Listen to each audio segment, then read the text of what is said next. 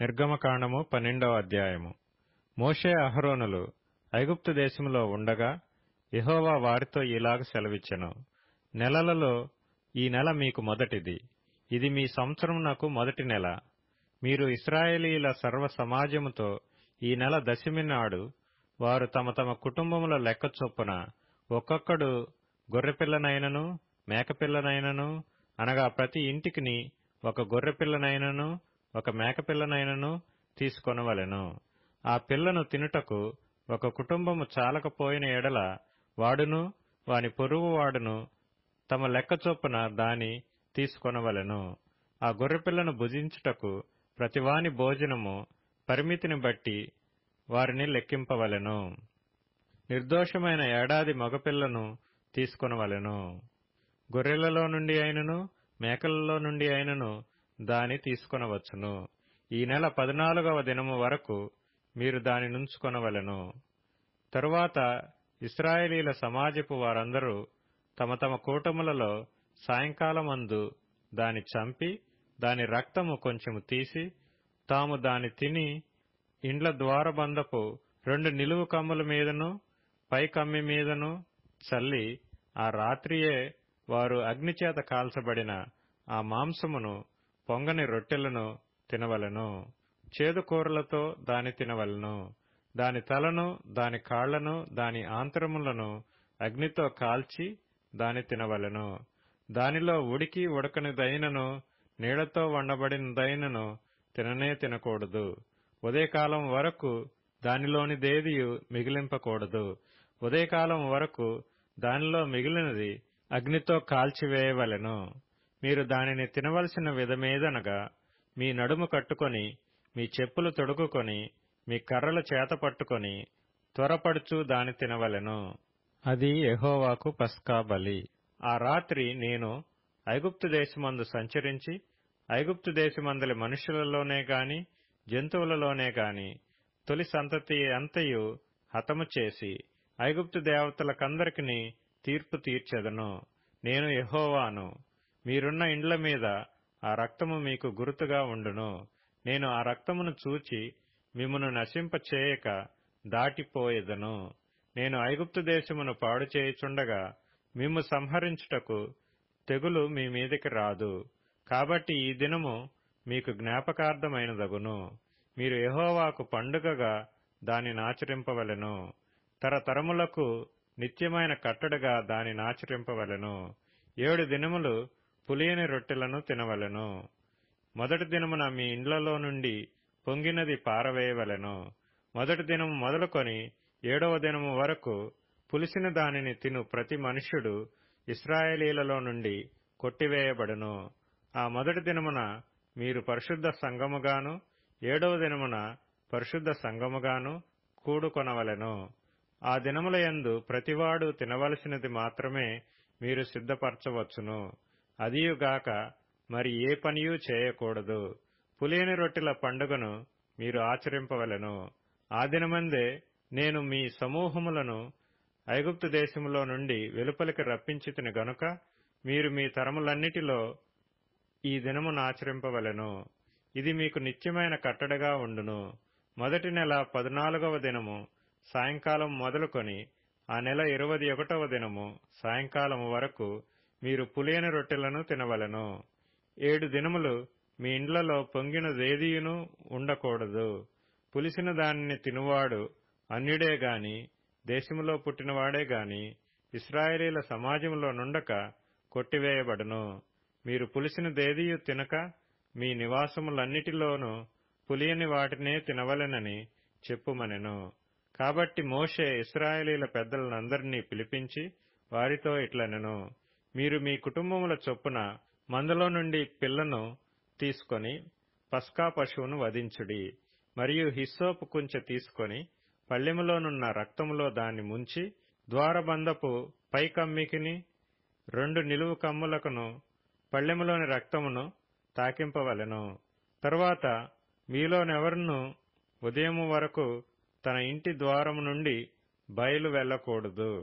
యెహోవా ఐగుప్తీయులను హతము చేయుటకు దేశ సంచారము చేయుచు ద్వారబంధపు పై కమ్మి మీదను 2 నిలువు కమ్ముల మీదను ఉన్న రక్తమును చూచి యెహోవా ఆ తలుపును దాటిపోవును. మిమ్ము హతము చేయుటకు మీ ఇండ్లలోనికి సంహారకుని చొరనియ్యడు. కాబట్టి మీరు నిరంతరము మీకును మీ కుమారులకును దీనిని కట్టడగా ఆచరింపవలెను. యెహోవా తాను సెలవిచ్చినట్లు మీకిచ్చుచున్న దేశమందు మీరు ప్రవేశించిన తరువాత మీరు దీనిని ఆచరింపవలెను. మరియు మీ కుమారులు మీరు ఆచరించు ఈ ఆచారమేమిటని మిమ్మును అడుగునప్పుడు మీరు ఇది యెహోవాకు పస్కా బలి. ఆయన ఐగుప్తీయులను హతము చేయుచు మన ఇండ్లను కాచినప్పుడు ఆయన ఐగుప్తులోనున్న ఇశ్రాయేలీల ఇండ్లను విడిచిపెట్టెను అనవలెనని చెప్పెను. అప్పుడు ప్రజలు తలలు వంచి నమస్కారము చేసిరి. అప్పుడు ఇశ్రాయేలీలు వెళ్లి అలాగు చేసిరి. యెహోవా మోషే అహరోనులకు ఆజ్ఞాపించినట్లే చేసిరి. అర్ధరాత్రి వేళ జరిగినదేమనగా, సింహాసనము మీద కూర్చున్న ఫరో మొదలుకొని చెరసాలలోనున్న ఖైదీ యొక్క తొలిపిల్ల వరకు ఐగుప్తు దేశమందలి తొలిపిల్లలనందరినీ, పశువుల తొలిపిల్లలనన్నిటినీ యెహోవా హతము చేసెను. ఆ రాత్రి ఫరోయు అతని సేవకులందరూ ఐగుప్తీయులందరూ లేచినప్పుడు శవము లేని ఇల్లు ఒకటైనను లేకపోయినందున ఐగుప్తులో మహాఘోష పుట్టెను. ఆ రాత్రివేళ ఫరో మోషే అహరోనులను పిలిపించి వారితో, మీరును ఇశ్రాయేలీయులను లేచి నా ప్రజల మధ్య నుండి బయలువెళ్ళిడి. మీరు చెప్పినట్లు పోయి యెహోవాను సేవించుడి. మీరు చెప్పినట్లు మీ మందలను మీ పశువులను తీసుకొని పోవుడి. నన్ను దీవించుడని చెప్పెను. ఐగుప్తీయులు మనమందరము చచ్చినవారమనుకొని తమ దేశములో నుండి ప్రజలను పంపుటకు త్వరపడి వారిని బలవంతము చేసిరి. కాబట్టి ప్రజలు తమ పిండి ముద్దను తీసుకొని అది పులియక మునిపే పిండి పిసుకు తొట్లలో దానిని మూట కట్టుకొని తమ భుజముల మీద పెట్టుకొని పోయిరి. ఇశ్రాయేలీయులు మోషే మాట చొప్పున చేసి ఐగుప్తీయుల యొద్ద వెండి నగలను బంగారు నగలను వస్త్రములను అడిగి తీసుకొనిరి. యెహోవా ప్రజల ఎడల ఐగుప్తీయులకు కటాక్షము కలుగచేసెను గనుక వారు వారికి కావలసిన వాటిని ఇచ్చిరి. అట్లు వారు ఐగుప్తీయులను దోచుకొనిరి. అప్పుడు ఇశ్రాయేలీయులు రామసేసు నుండి సుక్కోతుకు ప్రయాణమైపోయిరి. వారు పిల్లలుగాక కాల్బలము 6,00,000 వీరులు, అనేకులైన అన్యజనుల సమూహమును, గొర్రెలు ఎద్దులు మొదలైన పశువుల గొప్ప మందయును వారితో కూడా బయలుదేరెను. వారు ఐగుప్తులో నుండి తెచ్చిన పిండి ముద్దతో పొంగని రొట్టెలు చేసి కాల్చిరి. వారు ఐగుప్తులో నుండి వెళ్లగొట్టబడి తడవు చేయలేకపోయిరి గనుక అది పులిసి ఉండలేదు. వారు తమ కొరకు వేరొక ఆహారమును సిద్ధపరచుకొని ఉండలేదు. ఇశ్రాయేలీయులు ఐగుప్తులో నివసించిన కాలము 430 సంవత్సరములు. ఆ 430 సంవత్సరములు గడిచిన తరువాత జరిగినదేమనగా, ఆ దినమందే యెహోవా సేనలన్నీయు ఐగుప్తు దేశములో నుండి బయలుదేరిపోయెను.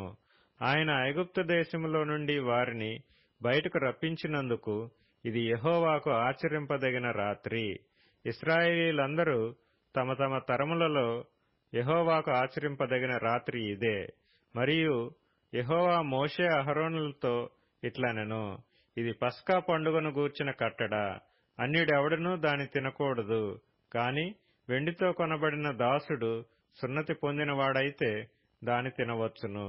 పరదేశీయు కూలికి వచ్చిన దాసుడును దాని తినకూడదు. మీరు ఒక్క ఇంటిలోనే దాని తినవలెను.